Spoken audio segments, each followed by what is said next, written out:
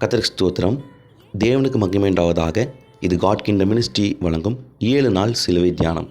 இன்றைக்குரிய 6ஆம் வார்த்தையை நாம் தியானிக்கலாம். யோவான் 19ஆம் அதிகாரம் 30ஆம் வசனம். முடிந்தது. பின்னணி குறிப்புகள்.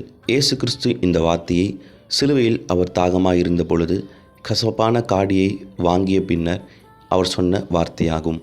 அவர் இவ்வுலகத்தில் வந்த நோக்கத்தை, அதாவது எல்லா ஜனங்களும் ரட்சிக்கப்பட்டு பாவ மன்னிப்பை அடைந்து பரலோகத்தை பெற்றுக்கொள்ள வேண்டும் சொல்லி இருந்த பிதாவின் நோக்கத்தை வெற்றிகரமாக அவர் முடித்தார். சாத்தானின் அதிகாரத்தை முடிவுக்கு கொண்டு வந்து அவன் தலையை சிலுவையில் அவர் நசுக்கினார். தேவனுக்கும் மனிதனுக்கும் இடையே உள்ள பிரிவு முடிந்தது. மனிதர்களுக்கும் நோய்களுக்கும் அவர் பாவ பரிகாரத்தை அவர் செய்து முடித்தார். பழைய ஏற்பாட்டின் சட்டத்தை நிறைவேற்றி புதிய ஏற்பாடு தொடங்கினது.